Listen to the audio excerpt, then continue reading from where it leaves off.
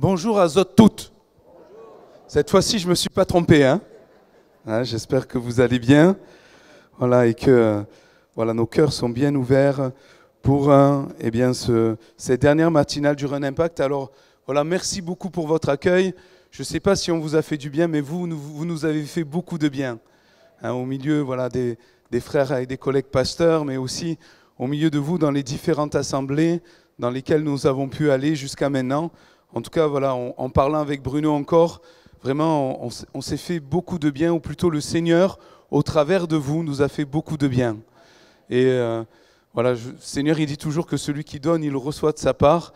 On a pu encore exprimer que sa parole est vraie, que sa parole est certaine, et qu'elle n'est pas simplement quelque chose de philosophique, mais que c'est une réalité dans nos vies. Et c'est ce dont on va parler ce matin. Alors, vous savez que le thème, c'est être plus que vainqueur. Voilà, alors on va quand même relire le texte ensemble parce qu'il me semble important qu'on puisse ensemble le voir. Dans Romains 8, on va prendre à partir du verset 31. Il nous dit ceci: « Si Dieu est pour nous, qui sera contre nous ? Lui qui n'a pas épargné son propre Fils, mais qui l'a livré pour nous tous, comment ne nous donnera-t-il pas aussi toutes choses avec lui ? Qui accusera les élus de Dieu ? C'est Dieu qui justifie. Qui les condamnera ? Christ est mort, bien plus, il est ressuscité. Il est à la droite de Dieu et il intercède pour nous. Qui nous séparera de l'amour de Christ ? Sera-ce la tribulation, ou l'angoisse, ou la persécution, ou la faim, ou la nudité, ou le péril, ou l'épée ? Selon qu'il est écrit, c'est à cause de toi qu'on nous met à mort tout le jour, qu'on nous regarde comme des brebis destinées à la boucherie. Mais, est-ce qu'on peut dire mais ? Vous ne l'avez pas dit assez fort. Mais, c'est important. Nous disons souvent mais au Seigneur. Je ne sais pas, non ? Souvent, nous, quand on nous dit quelque chose, on dit oui, mais. Mais là, c'est le Seigneur qui dit mais. Voilà. Vous aurez des tribulations, vous aurez des persécutions, vous êtes destinés comme des brebis à la boucherie. Voilà, le mot, on a vu, facile n'est pas dans le dictionnaire biblique, ça n'existe pas, c'est plutôt des difficultés parce que la terre, elle a été maudite à cause du péché qui est entré dans le monde, car le péché étant entré dans le monde, la mort est entrée dans le monde, mais Dieu est celui qui est intervenu et c'est celui qui a dit ce mais qui change tout. On a changé. Dieu de l'impossible. Moi, je crois que Dieu est celui qui change, qui a changé l'histoire de l'humanité. Et par Jésus, il est celui qui change notre destinée. Il change notre histoire. Mais nous sommes plus que vainqueurs. Mais dans toutes ces choses, nous sommes plus que vainqueurs par celui qui nous a aimés. Amen. Alors, voilà. Pour la première matinale où j'ai vu, c'était par celui. Et j'aimerais voir également ce matin que c'est par la foi. Si c'est par celui, c'est également par la foi. Et on va lire ensemble 1 Jean chapitre 5, verset 3, à partir du verset 3. 1 Jean chapitre 5, à partir du verset 3, il dit ceci: « Car l'amour de Dieu consiste à garder ses commandements, et ses commandements ne sont pas pénibles. Parce que tout ce qui est né de Dieu triomphe du monde. Et la victoire qui triomphe du monde, donc il nous est parlé également de victoire, de cette, on va voir, mentalité, de ce cœur qui triomphe de ces choses que nous rencontrons dans le monde. Ce qui triomphe du monde, c'est quoi ? C'est notre foi. Qui est celui qui a triomphé du monde, sinon celui qui croit que Jésus est le Fils de Dieu ? Amen. On va prier, s'il vous plaît. Seigneur, ce n'est pas par habitude que je te prie encore avant d'apporter ta parole, mais c'est parce que j'ai vraiment besoin de toi. C'est parce que, Seigneur, sans toi, tu l'as dit, on ne peut rien faire. On peut dire beaucoup de choses, on peut dire beaucoup même de vérité, mais sans ton esprit, sans ta grâce, Seigneur, on est comme un airain qui résonne. Ce sont des paroles qui, Seigneur, n'atteindront jamais le but. Pourquoi, Seigneur, je te demande toute ta grâce, Seigneur, sur ma vie, pour ces moments que nous partageons encore devant ta parole. Seigneur, je te prie pour moi, je te prie pour toute cette assemblée. Seigneur, afin que tu puisses, Seigneur, toucher nos cœurs vivement par cette parole que toi-même tu as inspirée, tu as donnée, que tu gardes et que tu garderas jusqu'à la fin. Le ciel et la terre passeront, mais cette parole, elle demeurera toujours. Merci, Seigneur, encore pour le privilège que nous avons, la liberté que nous avons de te louer, de te célébrer et d'ouvrir ensemble ta parole. Qu'à toi revienne toute notre reconnaissance et la louange de nos cœurs. Amen. C'est par la foi, ce qui triomphe du monde, c'est la foi. La foi est un élément important, indispensable de notre vie chrétienne. Mon juste vivra par la foi, ou mon juste vivra par sa foi. La version d'Arby, et j'aime cette version qui dit ceci, vivra de foi, c'est-à-dire que c'est un élément indispensable. Il vivra de cela. Sans cela, comme nous ne pouvons pas vivre sans respiration, comme c'est impossible de vivre sans cette respiration, eh bien, le juste, celui qui a été racheté, celui qui a été justifié, celui dont nous avons dit la dernière fois qu'il est un saint, parce que Christ est celui qui a tout accompli, celui qui est parfait parce que Christ a tout accompli, non pas parce que tout ce qu'il fait est parfait, mais il est en voie, il est en chemin, la création nouvelle est en lui et il est en chemin, eh bien le juste vivra de foi. Sans la foi, la foi, on ne peut pas vivre. Et j'aimerais de suite faire une différence entre la croyance et la foi. Remettre des bases sur la croyance et la foi.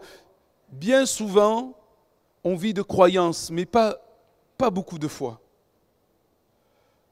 Preuve en est, c'est que nous sommes sur un sujet où, eh bien, dans nos difficultés, dans les choses que l'on rencontre, voilà, on le sait là, on est capable de le dire, mais parfois ce n'est pas là.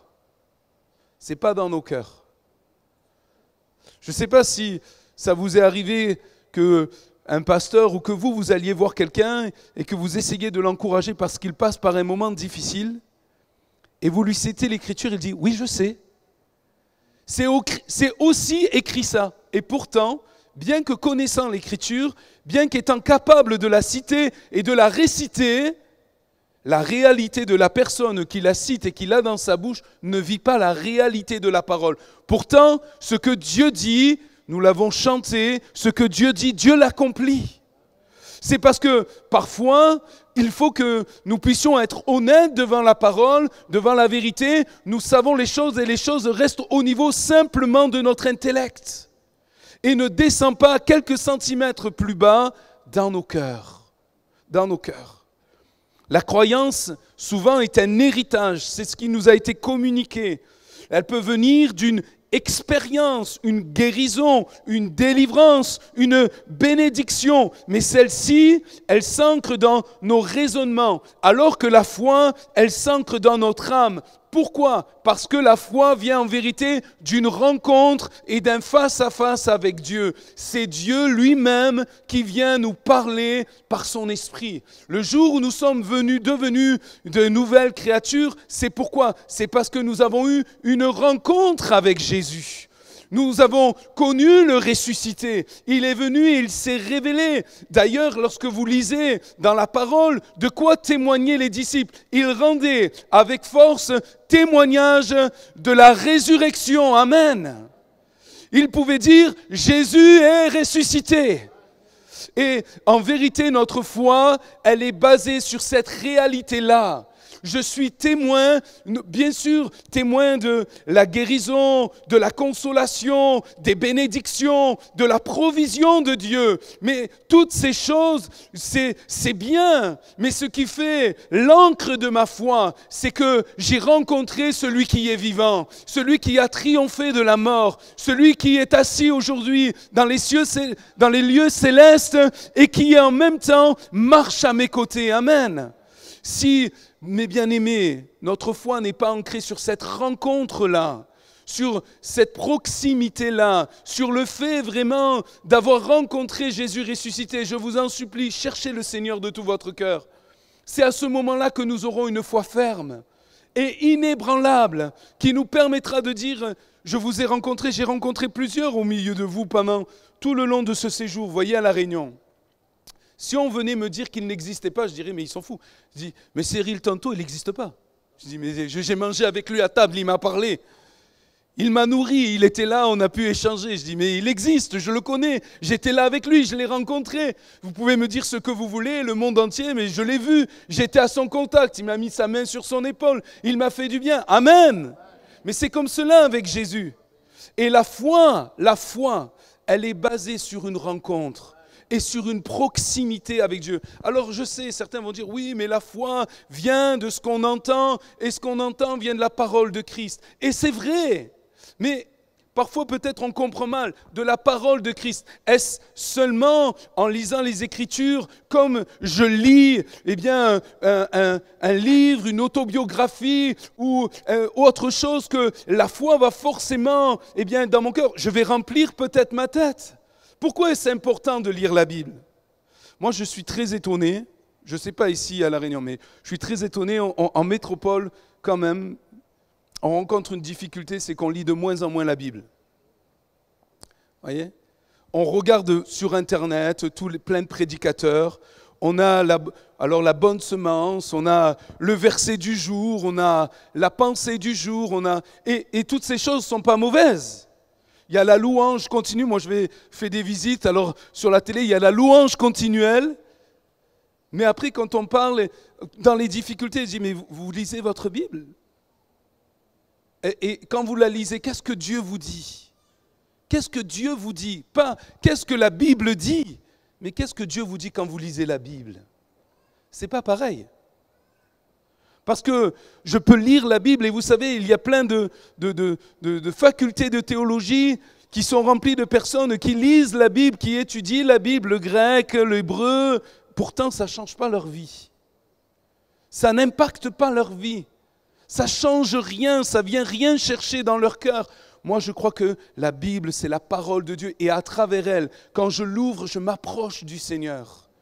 Je viens chercher la voix de Dieu, je viens chercher le conseil de Dieu, je viens chercher ce qu'il a à me dire pour mon cœur, pour ma vie, pour mon couple, pour mes enfants, pour ma situation, pour ma famille, pour l'Église.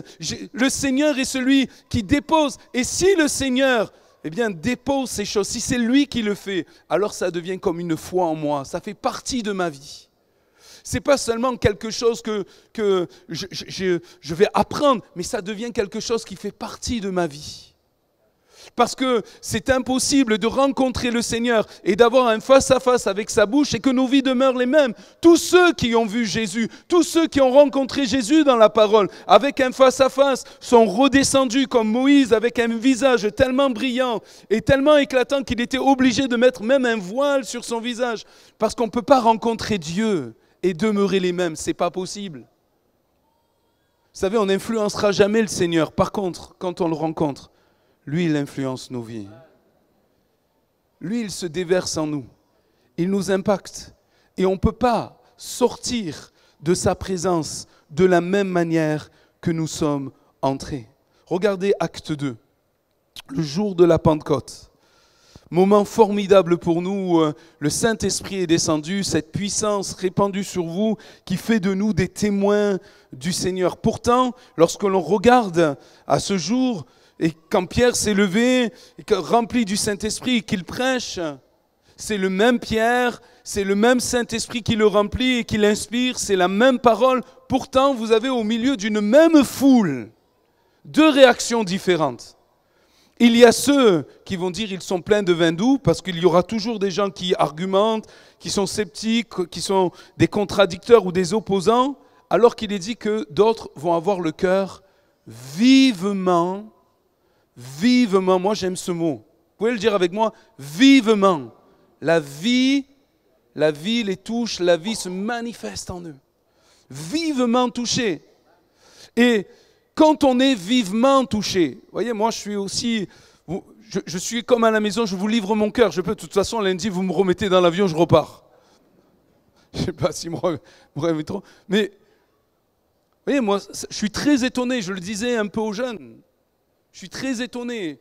Des fois, dans nos rassemblements de jeunes, et béni soit Dieu pour les rassemblements de jeunes, les jeunes reviennent, ils sont tout feu, tout flamme. J'ai été touché, vraiment, le Seigneur m'a fait du bien. Et après, à la réunion de prière d'après, pouf, je vois rien. Il n'y a pas de conséquences. Je vois pas. Je me dis, mais c'est vraiment le Seigneur leur a fait du bien.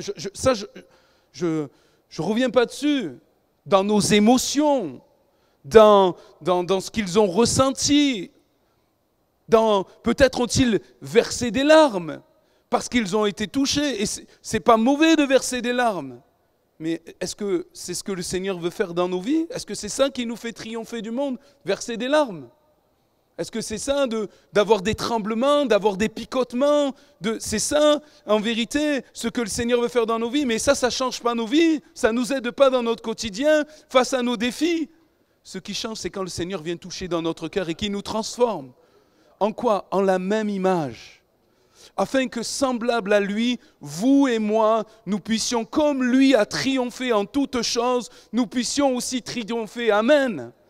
Et c'est ça la foi. La foi, c'est ce qui nous rend semblables de plus en plus à lui, qui nous conduit en vérité de plus en plus à sa ressemblance. C'est lui qui impacte ma vie, mes sentiments, mon cœur, mes raisonnements, ma mentalité, afin que, comme lui a vécu et a marché sur toute la puissance de l'ennemi, vous et moi, nous puissions aussi marcher sur toute la puissance de l'ennemi. Amen. C'est l'œuvre du Saint-Esprit, mes bien-aimés. C'est ce que le Saint-Esprit veut faire en nous lorsqu'il agit, il descend dans nos vies et qu'il manifeste toute la gloire de Dieu, nous conduit dans toute la vérité. C'est pour nous rendre semblables à la même image, à l'image de Christ. N'est-ce pas là ce qu'on dit quand on vous dit « mais pourquoi tu es différent? Je suis chrétien ». Des fois, le mot chrétien, il a perdu tout son sens. Chrétien veut dire « je suis un petit Christ ». Je suis un disciple de Christ. Je ne suis pas encore à la stature parfaite de Christ. Je suis en chemin, mais Christ est né dans mon cœur. Et aujourd'hui, c'est sa nature que je veux développer. C'est son caractère, c'est ses sentiments. La foi, pour moi en tout cas authentique, c'est vraiment une rencontre qui m'impacte, qui change ma nature et qui est en vérité un processus. Un processus. C'est quoi un processus? C'est qu'il y a un commencement et qu'il y a une continuité. Vous voyez? Comme on avait dit, la dernière fois, je vous ai dit, est-ce que quand Dieu a créé le premier jour, c'était parfait? On va voir. Qui dit que le premier jour, c'était parfait? Il y en a, ils hésitent encore. Moi, je crois que tout ce que Dieu fait est parfait. Mais ce n'était pas complet, il a fallu un deuxième jour. Est-ce que Dieu aurait pu tout faire en un seul jour?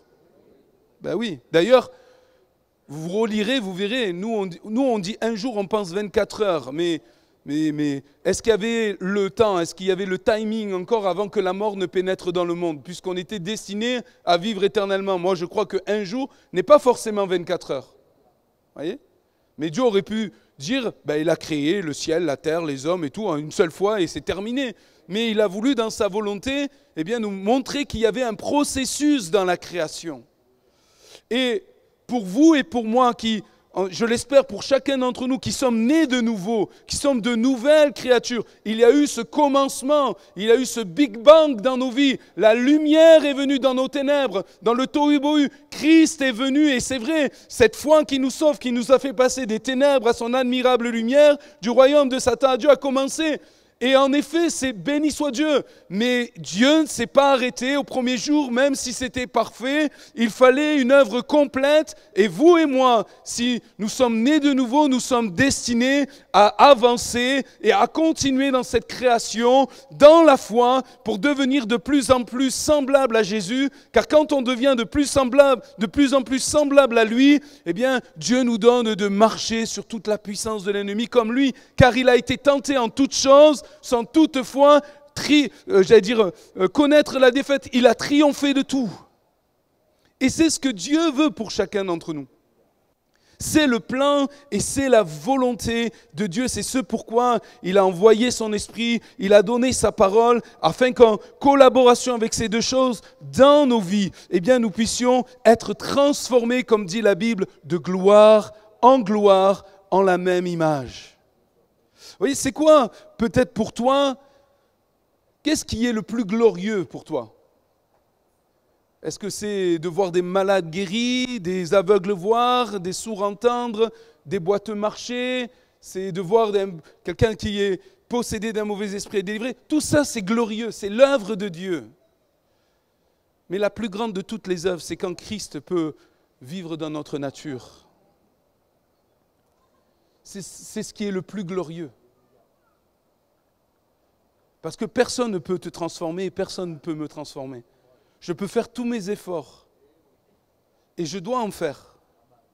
Mais celui qui me transforme vraiment, qui m'amène à la ressemblance de Christ, c'est lui.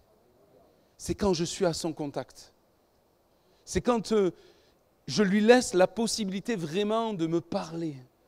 Parce qu'à chaque fois que Dieu parle, il amène à l'existence des choses qui n'existaient pas. Quand il parle, il crée la vie. Une vie qui n'est pas la vie, la respiration, le mouvement et l'être, mais la vie d'en haut. Il élève mes pensées. Vous souvenez-vous de ce texte où Dieu dit « Car mes pensées sont au-dessus de vos pensées et mes voix sont au-dessus de vos voix ». Je le dis souvent, et je le dis pour moi-même. Je dis « Seigneur, pardon, parce que bien souvent, je te ramène à mes pensées. Et bien souvent, je voudrais te ramener dans mes voies. Et c'est pourquoi peut-être je prends des mauvais chemins et des fois je connais tellement de défaites. Des défaites personnelles, des défaites dans mon couple. Parce que je ne réagis pas de la bonne manière. Parce qu'avec mes enfants, peut-être je manque de patience. Vous voyez, vous pouvez le demander à ma tante. Je sais qu'elle n'aime pas que je parle d'elle, donc elle se cache. Mais depuis petit, moi, je suis susceptible. Donc, quelqu'un qui est susceptible parce qu'il est orgueilleux, forcément, il est assez colérique quand même. Vous voyez ? Il n'accepte pas qu'on aille contre lui. Voilà. Et je vous assure que quand après les gens viennent vous dire « Mais Gabriel, pourquoi tu t'énerves ? Pourquoi tu es si susceptible là-bas ? Il n'y avait pas mieux pour m'énerver encore plus. » Mais je sais que je suis le seul à La Réunion comme ça. Hein. Et voyez-vous, on fait tous nos efforts. Et peut-être il y en a, et je parle de colère, de susceptibilité, mais ça peut être dans tellement d'autres traits de caractère. L'impatience. Dans l'hypersensibilité. Qui parfois m'amène des fois, et on fait tous nos efforts, et on essaye de, comme dit l'apôtre Paul, je tiens mon corps en bride. Mais la vérité, c'est qu'à un moment donné, le barrage, il cède. Et quand il cède, honnêtement, est-ce qu'il y a des dégâts ou il n'y en a pas? Est-ce qu'on fait l'œuvre de Dieu? Qui c'est qui triomphe? Et quand par exemple, parce qu'on est énervé, on est dans la précipitation, on fait les choses rapidement. Est-ce que la vérité, c'est qui triomphe? C'est Dieu ou c'est le diable au travers de nos vies? Regardez Pierre, sanguin, qui est capable de dire « Tu es le Christ, le Fils du Dieu vivant ». Et Jésus de lui dire « Tu es heureux, Pierre, parce que ce n'est pas la chair et le sang qui t'ont révélé ces choses, mais c'est le Père Céleste. » Cette fois-ci, il est dans une bonne attitude. Il y a une communion, c'est le Père est capable de lui révéler quelque chose de surnaturel. Mais quelques instants après, pas beaucoup, hein? Quelques instants après, alors que Jésus parle de croix, de souffrance, de combat, de lutte, Pierre, dans ses bons sentiments qu'il croit humains, il prend Jésus à part, dit « À Dieu ne plaise, même si Dieu n'est pas d'accord, même si le Père est... Non, on ne permettra pas, ça n'arrivera pas. » Et Jésus de lui dire « Arrière de moi, Satan, parce que tes pensées, tes paroles me sont en scandale. » Une brèche. Il n'y a que Dieu seul qui peut nous transformer. C'est par la foi qu'on triomphe de ces choses. C'est au contact de la parole et c'est en laissant le Seigneur travailler dans nos vies. Oui, celui qui est en Christ est une nouvelle création. Les choses anciennes sont passées, voici toute chose est devenue nouvelle. Et on l'a traduit comme ça parce que pour Dieu c'est fait, tout est accompli, c'est fait. Mais dans la réalité, quand on regarde même le temps, c'est le temps aoriste qui est employé, c'est-à-dire c'est fait et ça continue de se faire. Je suis une nouvelle créature, les choses sont devenues nouvelles et c'est en cours de devenir nouveau. Et ça doit continuer de devenir nouveau. Et ça sera encore nouveau parce qu'en vérité, c'est dans cette communion, c'est dans cette proximité qu'on devient des plus que vainqueurs. Je peux dire à mon ennemi, oui, je suis comme ça aujourd'hui, mais Christ a payé le prix. Demain, je serai meilleur. Demain, je serai meilleur. Parce que je ne compte pas sur mes forces, mais je compte sur celui qui a tout accompli. Pour moi, c'est le plus grand de tous les combats. Celui contre nous-mêmes. Et ces choses qui demeurent encore parfois dans nos vies, qui attristent le Saint-Esprit, qui font tellement de mal, des fois dans les couples, dans les familles et dans les églises, à cause de certaines attitudes, parce qu'on ne se laisse pas régénérer, transformer à l'image de Christ. Quand je pensais à cela, je pensais à Jacob, vous le lirez dans Genèse au chapitre 32, alors que Jacob est parti loin de chez lui, dans la fuite, même si Dieu s'est révélé à Bethel et que Dieu l'a béni, vous voyez, Dieu quand même a été avec Jacob depuis qu'il est parti, alors qu'il a usurpé son frère, il a trompé son père, il est parti. Mais Dieu est un Dieu de grâce et de miséricorde déjà dans l'Ancien Testament. Alors qu'il n'est pas forcément dans une bonne attitude, Dieu se manifeste à Bethel, Dieu l'accompagne jusque chez son oncle Laban, Dieu va le bénir chez Laban, mais Jacob n'est toujours pas transformé, c'est toujours le trompeur. Il s'appelle toujours Jacob.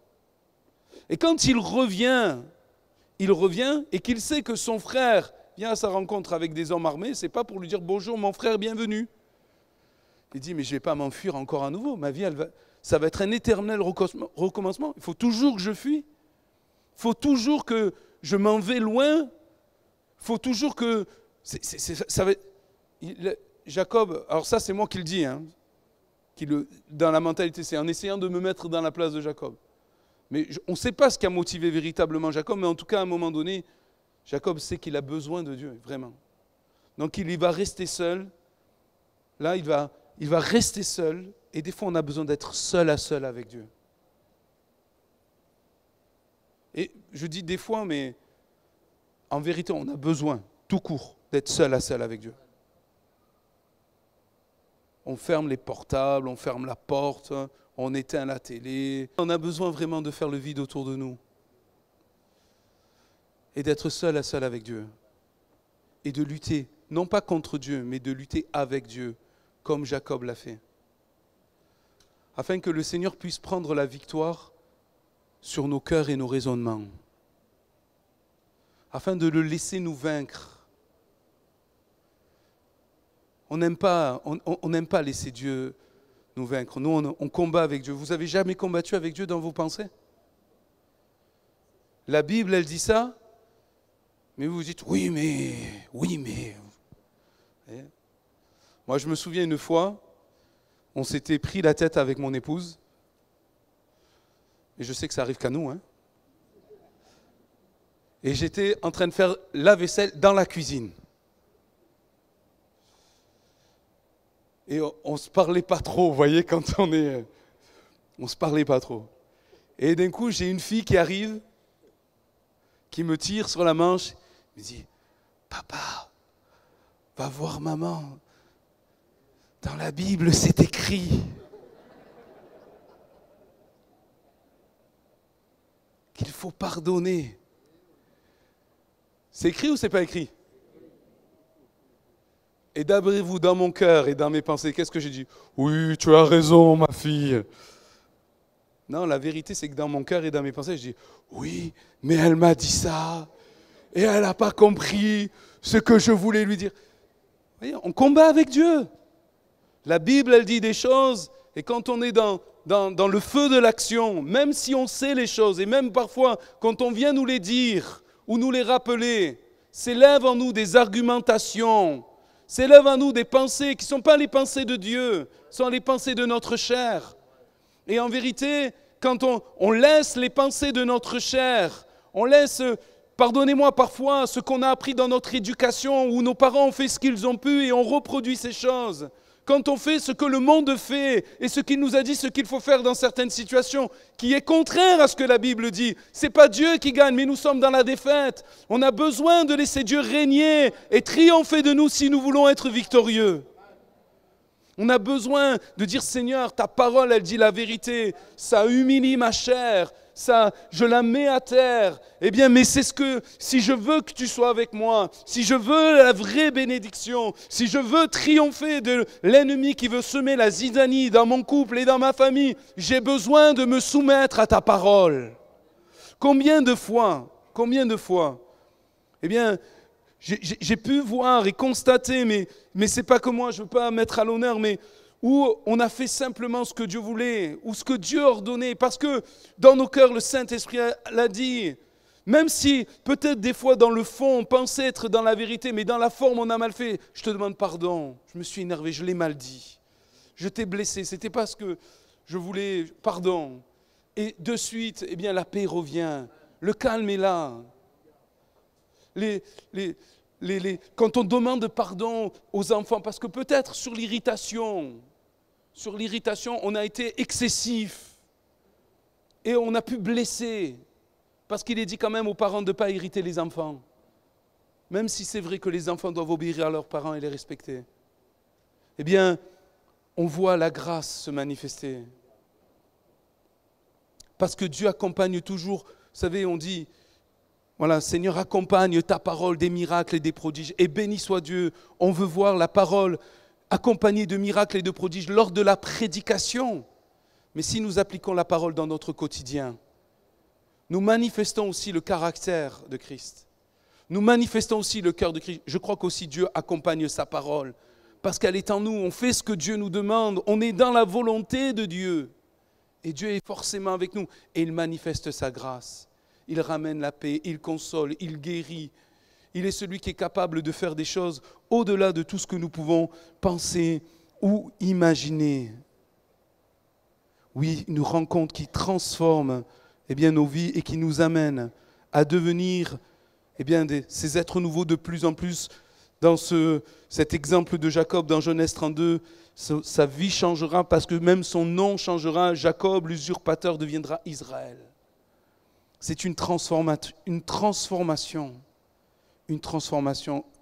C'est Jean-Baptiste qui disait dans Jean 3,30, « Il faut qu'il croisse et que je diminue. » Je crois que l'ordre des mots est important dans la Bible, Dieu ne se trompe pas. Ce n'est pas « je cherche à diminuer pour qu'il croisse ». Non, je dois chercher à ce qu'il croisse. Et si il croit, je diminue. Et c'est très important. Vous savez pourquoi? Parce que parfois aussi on perd des batailles parce qu'on se bat contre l'obscurité, je vais dire comme ça. C'est comme si ici, on éteignait tout. Voilà, on se retrouve dans le noir absolu, imaginez. On est dans le noir absolu. Mais là, vous savez quoi? Je peux dire tout ce que je veux, je peux gesticuler comme je veux, je peux faire n'importe quoi. Qu'est-ce qui va chasser l'obscurité? Vous êtes toujours là? La lumière. Si je mets une bougie, il y aura un peu moins de ténèbres. Si je mets 2 bougies, il y en aura encore moins. Si je mets un peu plus, si je mets de la lumière, si j'allume les ténèbres. Le seul moyen en vérité que les ténèbres s'enfuient, c'est quoi? C'est d'amener de la lumière. Et la seule manière, vous voyez, dans nos vies, dans nos couples, je le redis, dans nos familles, dans l'église, dans nos lieux de travail, dans toutes ces choses que l'on peut affronter qui sont difficiles, c'est d'amener de la lumière. Parce que quand j'amène la lumière, les ténèbres s'enfuient.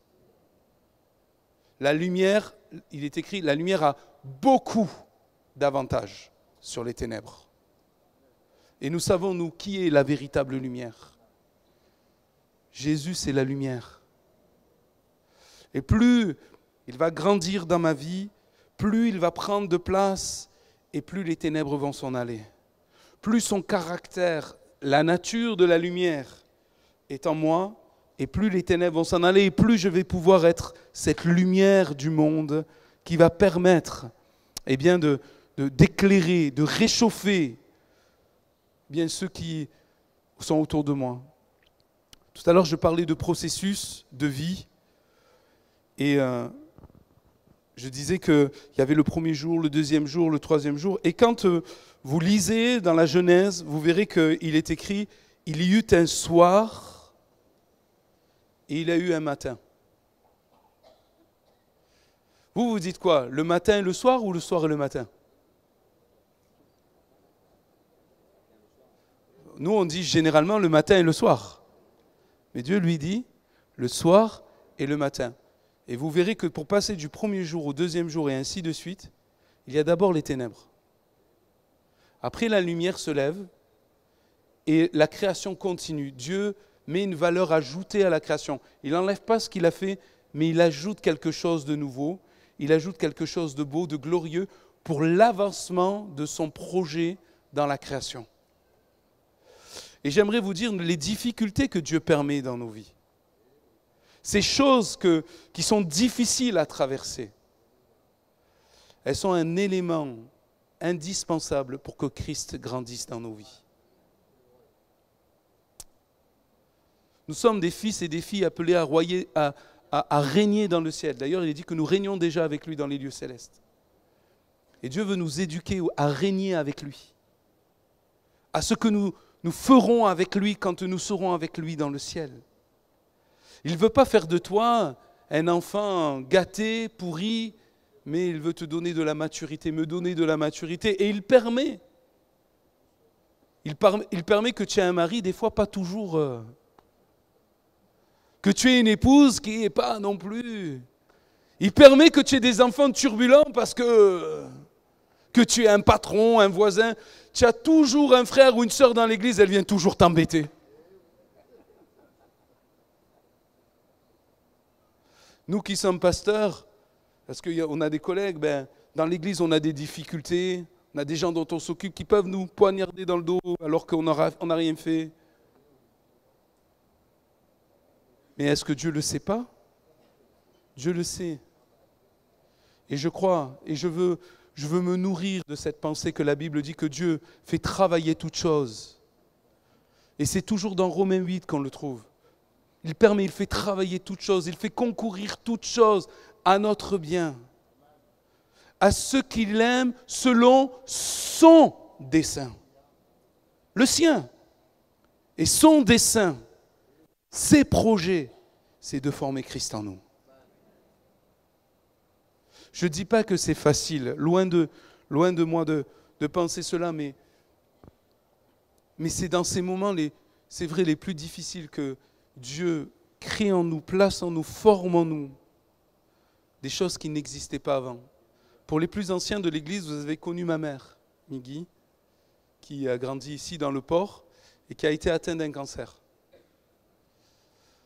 Et quand le jour où elle nous l'a appris, j'étais jeune marié, on attendait nos jumelles, je me revois, ou le jour où elle me le dit au téléphone, je vous avoue, je m'effondre. Je m'effondre en larmes. Dans la petite cuisine qu'on avait, je me mets à genoux et je crie vers Dieu.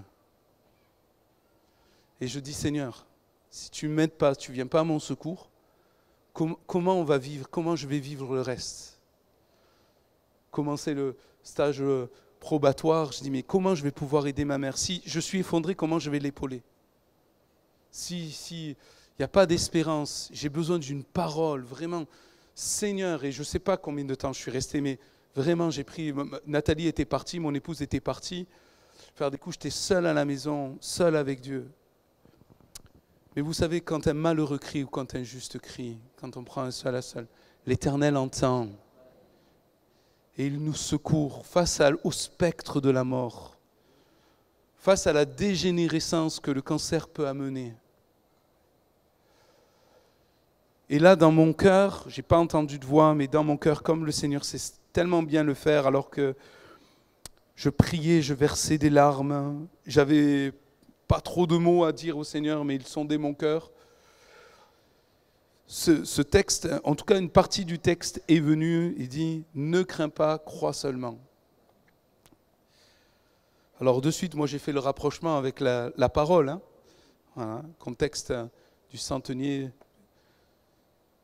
de Jairus.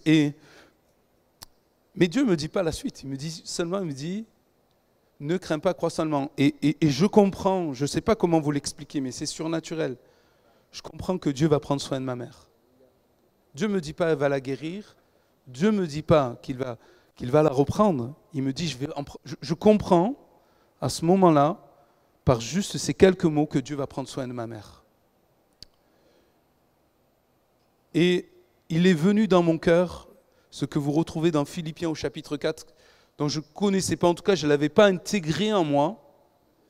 Voilà. Faites connaître vos besoins par des prières, des supplications, avec action de grâce, et la paix de Dieu, qui surpasse toute intelligence, gardera vos cœurs et vos pensées en Jésus-Christ. Alors que j'ai vu ma mère avec la maladie déclinée, je peux vous assurer, il a été impossible pour moi de m'inquiéter. Au point que je me suis dit, Gabriel, tu es devenu fou, tu es insensible, tu es devenu, ton cœur est dur. Alors j'essayais, vous voyez, de me tenir, je dis, Seigneur, change mon cœur, tu vois, mon cœur de pierre, je suis pas peiné par la situation, je suis pas... Le Seigneur me dit, non, c'est ma paix. C'est ma paix. Et il me rappelait toujours cette écriture. Ne crains pas, crois seulement. Et ma mère a continué à décliner. Et je vous avoue qu'avec ma mère, en fait, on n'a jamais eu trop l'occasion de parler de choses vraiment spirituelles, si ce n'est quand je me suis converti. Elle priait pour nous, elle prenait du temps dans la lecture de la Bible et tout ça. Tous les matins, on pouvait la voir depuis petit, mais vraiment, je n'ai jamais eu... Et un jour, alors qu'on allait chercher des couches, vous voyez, pour les petites en voiture, on me dit, tu sais Gabriel, au travers de cette maladie, je me suis reconsacré à Dieu. Je me suis redonné à Dieu. Par cette maladie, je me suis rapproché de Dieu. Et quand quelques temps plus tard, vous voyez, le Seigneur l'a repris, j'étais en paix, elle était prête. Le Seigneur l'a repris avec lui, elle était prête. Tout ça pour vous dire quoi? Quand on passe par des moments difficiles, mais qu'on a un vrai tête-à-tête avec Dieu, qu'on a une vraie... Aujourd'hui, cette parole, la paix qui surpasse toute intelligence, je ne vous le cite pas un verset, mais je vous rends témoignage de ce que la parole de Dieu, la foi, produit dans ma vie, dans mon cœur, dans une situation difficile. Et c'est ça la foi, c'est quand elle prend vie en nous. Et que je suis capable, bien sûr, de citer l'Écriture, mais je suis capable de comprendre et de dire, c'est quoi la réalité des Écritures ? C'est quoi la réalité de par la foi on triomphe du monde? C'est-à-dire on triomphe de ce qu'il y a dans le monde, des difficultés, des choses par lesquelles on peut traverser. Il y a peut-être d'autres choses, et certainement, d'une manière certaine, d'autres choses que j'ai besoin de vivre dans ma vie personnelle pour vivre par la foi, afin moi aussi de marcher comme Jésus a marché. Mais ça, c'est ce que Dieu veut pour chacun d'entre nous. Face au quotidien de chacun d'entre nous. Et soyons vrais. Si Dieu n'agit pas en nous, qu'est-ce qu'on peut donner à ce monde? Un homme ne peut donner que ce qu'il a reçu. Je parlais de paix, mais heureux ceux qui procurent la paix ou sont artisans de paix parce qu'ils sont appelés fils de Dieu. Mais si vraiment je n'ai pas la paix, alors pas la paix quand tout va bien, bien sûr. Ça, c'est facile de l'avoir. Pas la joie quand tout va bien, ça c'est facile de l'avoir. Je loue pas, c'est facile de louer Dieu quand Dieu nous donne tout ce dont on a besoin et qu'il répond comme on a besoin. Mais quand je suis enfermé comme Paul et Silas dans la prison, que j'ai été flagellé, que j'ai été frappé, que je ne connais pas mon avenir parce que juste avant, il y en a d'autres, ils ont été décapités. Ce que Dieu veut faire, c'est cette œuvre-là, afin que, comme Paul et Silas, au fond d'une prison humide, certainement, ténébreuse, certainement, Peu importe ce que le Seigneur fait, qu'il fasse tomber les chaînes, ouvrir la porte des prisons, ou que ça soit le moment pour moi de partir le rejoindre, parce que nous chantons, moi, ce beau chant qui dit « Là-haut, on ira bientôt », qu'on a pris toute la semaine. Mon avenir, il est de toute façon pas ici-bas, il est là-haut. La plus grande des victoires que Christ a prises, c'est sur la mort. Mort, où est ta victoire? Voyez mes frères et sœurs, Dieu veut nous apprendre à par la foi, par la parole que Dieu va nous donner, par le contact au travers de la parole de Dieu, toucher vivement nos cœurs, nos vies. Il veut placer en nous cette nouvelle nature afin que vous et moi, nous puissions voir la vie, la joie, l'amour, la consolation, l'espérance, la force, que nous ayons tout pleinement en lui afin d'être triomphants et de communiquer ces choses autour de nous dans les jours difficiles. Un jour, on a, pour essayer d'expliquer un peu cela, vous voyez, on a pris une éponge, c'était dans un camp de jeunes, on a pris une éponge. Et si je prends une pierre, je la mets dans l'eau, je la ressors, vous voyez, c'est une pierre, elle est mouillée dans la superficie. Mais elle ne rend rien en fait. Et quelques gouttes, elle ne rend rien, c'est dur. Mais une éponge qui est malléable, vous la trempez dans l'eau, vous la ressortez. Oh, elle est immergée, on peut être immergé dans les difficultés, vous voyez. La pierre, elle est immergée dans les difficultés, l'éponge est immergée dans les difficultés. Quand la pierre, elle ressort, vous voyez, ça ne change rien, il reste le même. Mais celui qui est comme une éponge, va dans l'eau, dans les difficultés. Mais avec Dieu, il en ressort. Et après, quand il est pressé, il peut donner du jus. Il peut retransmettre. Il peut donner. Il faut qu'il croisse et que je diminue. Je termine juste avec cette image. Je peux? Ça va? Ça va? Vous êtes toujours là? J'espère que ça vous parle ce matin, vraiment. Jésus va donner une image. En ce qui concerne la foi, c'est dans Matthieu 17, 30. Il va dire ceci, verset 31, à partir du verset 31, Matthieu 13. J'ai dit quoi, Matthieu 17? Ah oui, non, Matthieu 13. Parce que dans Matthieu 17, 30, après la tempête apaisée, il va instruire les disciples sur la foi comme un grain de moutarde. Mais dans Matthieu 13, 31, 32, il dit « Le royaume des cieux est semblable à un grain de moutarde qu'un homme a pris et semé dans son champ. C'est la plus petite de toutes les semences, mais quand elle a poussé, elle est plus grande que les légumes et devient un arbre, de sorte que les oiseaux du ciel viennent habiter dans ses branches. » Amen. La foi qui est comme un grain de sénévé, qui est petit, mais ce n'est pas destiné à être petit, c'est destiné à grandir. Comme Christ doit grandir dans nos vies. Vous voyez ? Faire un parallèle avec cette foi, dont je dis qui est plus que j'ai la foi, mais la foi devient ma nature parce que c'est Christ. Et de la même manière, il est appelé à grandir, à devenir un arbre qui va s'élever. Et ça parle de toutes nos pensées, de toute notre intelligence, de tous nos raisonnements qui doivent s'élever aussi à la stature de Dieu. Je ne sais pas ici, mais en métropole, tout est petit. Un petit café, une petite pause, hein, un petit bonbon, un petit ceci, un petit... Non? Ici aussi? Un petit bout, un petit samoussa ici peut-être? Un petit bouchon, je ne sais pas. Tout est petit, vous voyez, tout est petit. Mais avec Dieu, tout est grand. Vous voyez? Et je crois que Dieu veut élever, vous voyez, nos pensées. Comme la foi qui s'élève, qui nous permet de voir les choses d'un autre point de vue.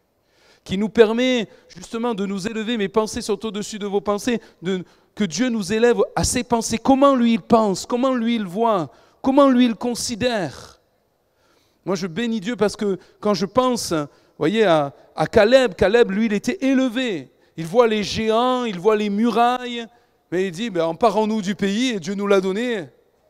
Allez, on y va. Et après 40 ans, quand il revient, les géants sont toujours là. Mais il n'a pas changé. Il dit à Josué, cette montagne, Dieu me l'a promise. Il y a toujours les géants, je ne suis pas fou, je sais qu'ils sont là, mais donne-la moi quand même. Je la veux. Il avait une vue différente. Ses pensées étaient différentes. Il se tenait, d'ailleurs il est dit, il était animé d'un autre esprit. Il était animé d'un autre esprit. C'était déjà l'esprit de Dieu qui était en lui. Et il voyait les choses différemment. Oui, la difficulté était là. Oui, les géants étaient là. Oui, il y avait un combat à mener. Mais il dit, nous y serons vainqueurs. Parce que les pensées et la foi, elle nous permet de voir après la vie, les difficultés et même le service d'une autre manière. Parce que c'est la pensée de Dieu, parce que Dieu est avec nous. Et si Dieu est avec nous, nous l'avons lu, qui sera contre nous? C'est notre pensée. Et d'ailleurs, en parlant des pensées, avez-vous déjà réfléchi à ce que pouvaient être ces oiseaux? Vous voyez, ces oiseaux qui viennent se reposer dans cette foi qui a grandi comme un arbre. Quand j'ai réfléchi à cela, j'ai pensé à ce que disait Martin Luther au XVIe siècle. On ne peut empêcher les oiseaux de voler au-dessus de nos têtes, mais on peut les empêcher d'y faire leur nid. Et je me disais, mais finalement, peut-être ces oiseaux, c'est toutes ces pensées. Vous voyez, toutes ces pensées humaines qui s'installent dans nos vies et qui, finalement, nous conditionnent. Je vais vous donner un exemple. Je suis au téléphone, encore avec mon... Vous savez, mon couple, c'est l'endroit où j'ai appris le plus à vivre l'Évangile. Moi, je ne sais pas, moi, c'est le terrain où j'ai appris le plus à vivre l'Évangile parce que c'est celle qui est la chair de ma chair et mon vis-à-vis. Donc, elle me connaît bien. Vous voyez ? Et donc, tu es jeune marié, à un moment donné, au téléphone, ça se passe un peu mal. Je rentre en voiture et là, et je vais rentrer. Et elle va me dire ça. Mais moi, je vais lui répondre ça. Mais je la connais, elle va me répondre ça. Alors moi, je lui répondrai ça. Je ne suis pas arrivé, je suis déjà chaud bouillant. Hein. Et il suffit juste d'une étincelle. Vous voyez, il suffit juste d'une étincelle pour qu'après, ça s'embrase. Est-ce que ce n'est pas vrai que des fois, on est comme ça? Notre vision et nos pensées, on imagine le pire alors qu'on ne sait pas du tout ce qui va arriver. Et je ne sais pas vous, mais moi je demande à Dieu d'élever mes pensées parce que j'aimerais imaginer le meilleur. J'aimerais imaginer que Dieu est à l'œuvre alors que je suis en train de prier peut-être dans ma voiture. Qu'il est celui qui dispose en ma faveur même mes ennemis comme la Bible le dit. De dire Seigneur, tu es celui qui me devance et tu m'ouvres un chemin. Je veux changer de manière de penser et de raisonner. Que ce ne soit pas ces oiseaux qui viennent et qui mangent la parole, comme dans la parabole du semeur, qui mangent ta parole et qui l'empêchent de prendre racine en moi et qui vient m'amener à être déjà comme perdant dans mon esprit. Que le diable, vous savez, il est écrit dans la parabole du semeur que ces oiseaux, c'est le diable qui vient et qui enlève la parole de peur qu'il ne croie. Question de foi, de peur qu'il ne croie et qu'il ne soit sauvé. Oh Seigneur, moi je veux que ce petit grain de moutarde, il puisse être bien planté, qu'il puisse permettre de m'élever, de grandir et que toutes mes pensées humaines, elles se reposent sur la parole de Dieu.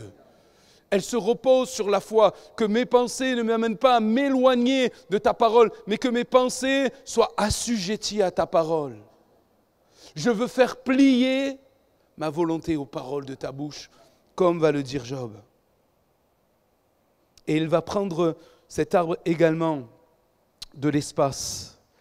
Et ça me parle également que par ma vie, quand la foi grandit, quand Christ grandit, je serai une bénédiction de plus en plus grande. Et comme l'arbre va projeter son ombre de plus en plus loin, sous lequel vont pouvoir se reposer bien des choses, si la foi grandit, si Christ grandit, si je suis de plus en plus victorieux, alors je serai une bénédiction pour de plus en plus de personnes, des plus proches au plus loin. Et je crois que c'est ce que le Saint-Esprit veut nous amener à vivre. Il n'y a pas longtemps, on parlait de Saint-Malonné. Et peut-être avez-vous été au courant que dans une région, il y avait la menace contre les églises, c'était au mois de mars, de venir, de brûler les églises et de persécuter les chrétiens. Et j'ai pris le temps, quand j'ai su ça, de lui envoyer un message. Alors, ça se passe toujours comme ça avec Saint-Malonné. J'essaye de l'encourager, mais c'est lui qui m'encourage souvent. Mais j'ai dit, ben voilà, on pense à toi, avec l'église, on prie pour toi, on prie pour les églises, on prie pour les frères pasteurs, on prie pour vous vraiment parce que voilà, c'est pas facile. Et lui, il m'a répondu ceci. Il me dit, mais c'est pas un défi lancé aux églises qu'ils ont dit, mais c'est un défi lancé à Dieu lui-même. Dieu va combattre. Et moi, je vous avoue, j'étais là, je recevais, je lisais, je dis, bon Seigneur, lui, il est un peu plus élevé que moi. Mais je te bénis parce qu'on a le même Dieu. et que tu peux m'amener à voir aussi les difficultés, les menaces, les adversités comme il les voit. Élève-moi un peu plus dans ta présence. Rends-moi un peu plus semblable à toi. Transforme et renouvelle mon intelligence et mon cœur. Que tu grandisses, Seigneur, et que je diminue afin que moi aussi, si des gens viennent me voir, je sois capable, pas parce que je copie ce qu'il dit ou parce que je veux faire du mimétisme, mais parce que c'est en moi, je puisse répondre aussi des paroles de foi. Et que ça soit un encouragement, que ça puisse s'étendre. Et que ma vie, elle soit bénie, mais une source de bénédiction autour de moi. Amen. Que je sois comme David, qui a vu Goliath, qui dit, toi tu marches devant moi, avec l'épée, la lance et le javelot. Mais moi, je marche au nom de l'Éternel des armées. Oh, la victoire, je ne l'ai pas encore, mais Dieu va me la donner, je la vois déjà. Elle est déjà dans mon cœur. Dieu va me donner ta tête. Il est déjà, vous voyez, il est plus que vainqueur. Parce que ses pensées sont élevées. Parce que déjà, et on sait que David, c'est un type de Christ, il a déjà comme un caractère, une nature de Christ qu'il manifeste. Dit Dieu, tu viens avec toutes tes armes, avec toutes tes menaces, avec tout le défi matin et soir. Moi, je viens au nom de l'Éternel des armées. Je viens au nom de l'Éternel des armées. Il était déjà dans cette perspective. Il dira dans le psaume 27, verset 1, peut-être pendant que les musiciens peuvent venir. L'Éternel est ma lumière et mon salut. De qui aurais-je crainte? L'Éternel est le soutien de ma vie. De qui aurais-je peur? Quand des méchants s'avancent contre moi pour dévorer ma chair, ce sont mes persécuteurs et mes ennemis qui chancellent et tombent.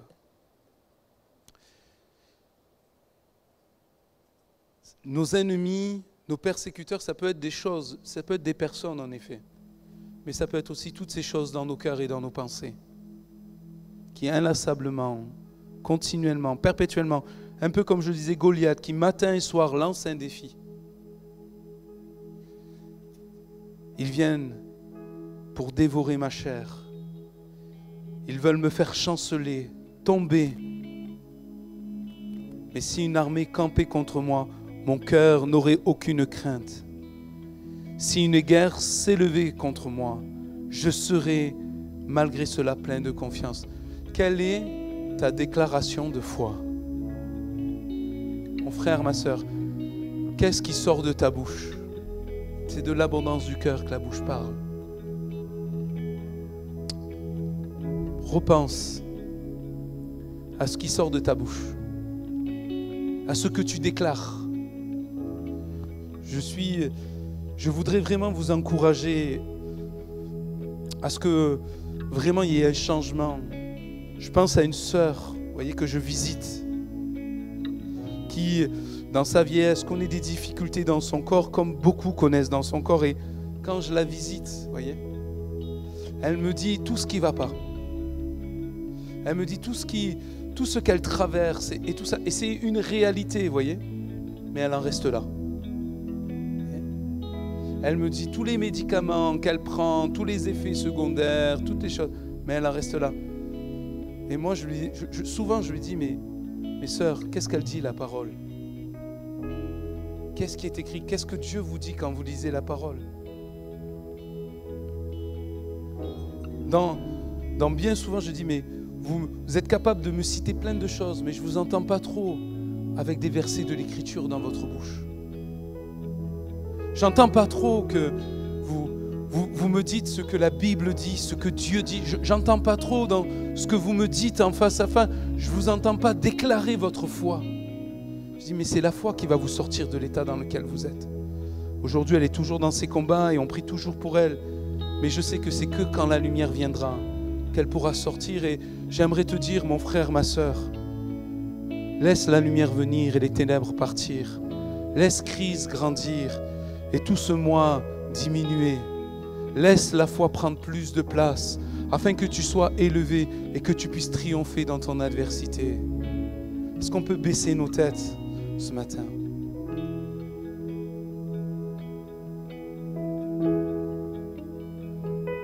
Je voudrais vous laisser ceci, ces deux versets Pour terminer, Paul, dans sa deuxième lettre aux Corinthiens, chapitre 3, verset 5, il dit ceci: « Ce n'est pas que nous soyons par nous-mêmes capables de concevoir quelque chose comme venant de nous-mêmes.